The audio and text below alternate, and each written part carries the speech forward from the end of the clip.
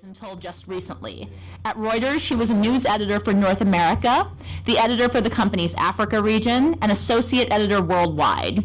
She was a correspondent in London and in Bonn, Germany, as well as in New York and Washington.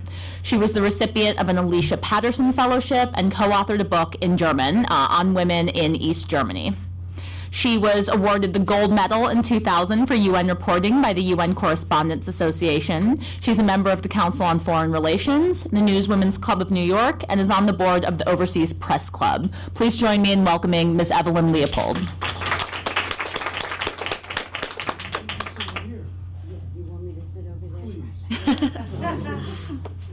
me to sit over there? This is a chair over here. Sorry. I was all set up there because of the computer. I'm sorry. I want to make you the center of attention.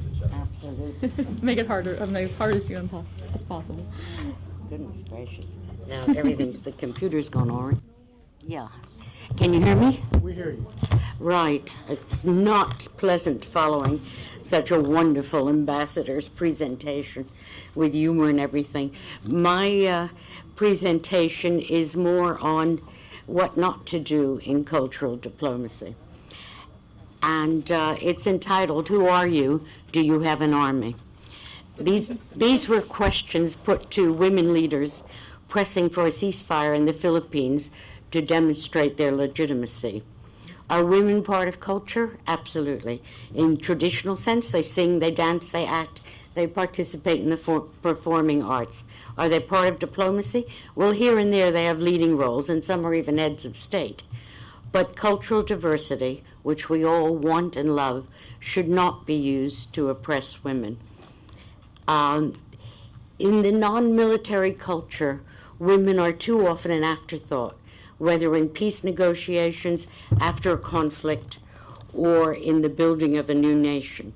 For example, Egypt's reform saw women largely absent from redrafting the constitution, and they occupy only 2% of the People's Assembly. There's also the culture of religion in politics, which is often not a good thing, whether it was Saudi Arabia's form of Islamism or some U.S. Republican Party candidates wanting a return to the 19th century, at least the 1950s, just to name two absurd concepts where women are concerned. There's no country in the world where perfect equality reigns, although Scandinavian nations come close. And in too many nations, rulers have been shooting themselves in the foot by ignoring or humiliating half the population. Reports from the United Nations and the World Economic Forum in Davos track correlations between the advancement of women and national competitiveness. The most important determinant of a country's prosperity is its human talent, the education and the productivity of the workforce. And women account for half of the potential talent. Over time, a nation's competitiveness depends on whether and how it educates and promotes its female talent, whether it is cultural, whether it is diplomatic, or whether it is concrete. And whether this becomes part of the culture at home or the diplomacy exported abroad is an open question. Humiliation and lack of control over one's existence is a lifestyle that should not be acceptable regardless of the cultural ramifications. In some countries, women may be gang raped if they leave the house alone or without a lot of protective covering. They are sold into brothels or married off as little children, which is often the other coin of slavery. They are jailed or killed in some Middle East nations for infringements on the family honor, or burned to death in India over dowry spats. They endure genital cutting and ghastly internal ruptures from botched births.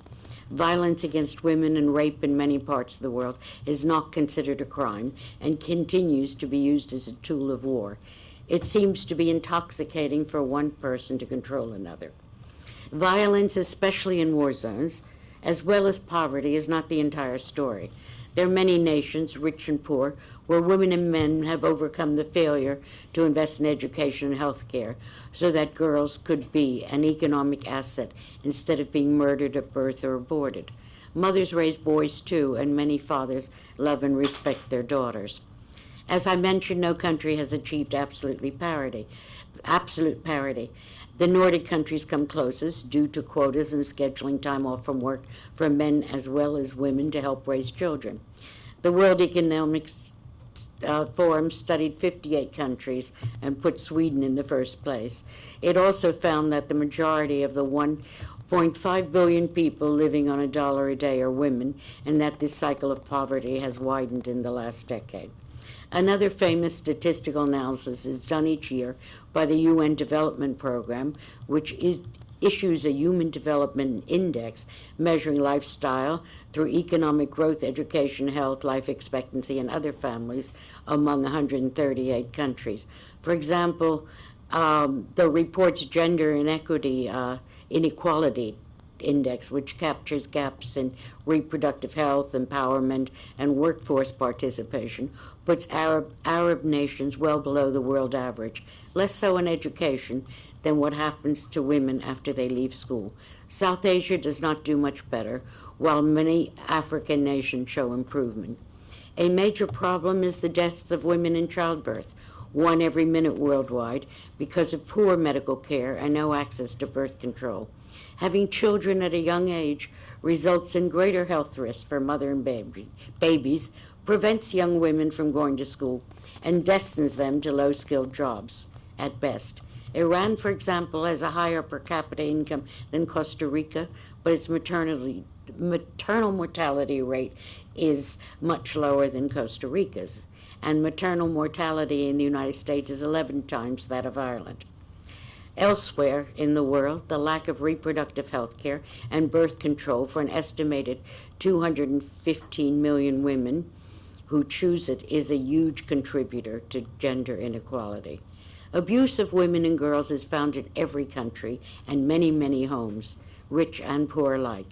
But it is ghastly during and after warfare, where aimless youth who have known nothing but the power of the gun are unemployed. The UN Security Council began acting in the late 1990s against the sexual abuse of women. 4 resolutions have been passed. None of them carry in force, and another one's due this week. But the point was made that violence against women as a strategy,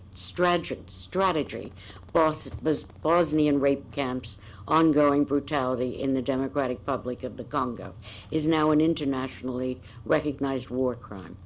The work is most needed in developing nations who suffer levels of violence, the largest reported crime in countries as diverse as Liberia and Timor-Leste. And for example, in Haiti after the earthquake, a woman wrote in her journal that the screams of girls and women were heard every night. And in the Congo, the abuse is indescribable with whatever instrument is available to sodomize girls, women, and boys. A weak or non-existent judicial system does not help. The Washington International Civil Society Action Network did a study that concluded that only when UN agencies or national women's groups provided training or counseling did any concrete action materialize. So back to who are you? Do you have an army during the ceasefire talks in the Philippines? Too many peace talks are focused on how to integrate the political elite and armed groups in a new arrangement. Yet there is little effort to realize that women are not just victims, but that they can make a positive and qualitative difference in the peace process. In Liberia, they demonstrated at the doors of the peace talks until they were allowed in. In short, handling a gun remains a key criterion for participation in such talks. This is not cultural diplomacy when women are an afterthought. Laws and treaties are important, even if many of them are not enforced. They allow civil society to pressure governments. Still, too many nations have written discrimination into the legal code. Algeria allows polygamy and restricts grounds for divorce for women. The Bahamas and Singapore exclude forced marital sex from rape laws. Nigeria has a penal code that permits husbands to beat wives. Japan is among many countries that allow girls to marry at a much younger age than boys. In Pakistan, a woman's word is worth half of a man's in court. Is this culture? Is this diplomacy? The point of all this is that culture should not be relative, and we run into this in UN negotiations all the time. When it comes to certain basic human rights, there have to be some absolute, and you can't justify them by saying we all have our own traditions and cultures. They're world-shaking documents on concepts of freedom, equality, and justice. The U.S. Bill of Rights, the French Revolution's Rights of Man, the Communist Manifesto's call for social and economic justice, the United Nations Declaration of Human Rights. The American Declaration of Independence highlights the pursuit of happiness as a lifestyle worth pursuing. It should also be a cultural diplomacy worth pursuing.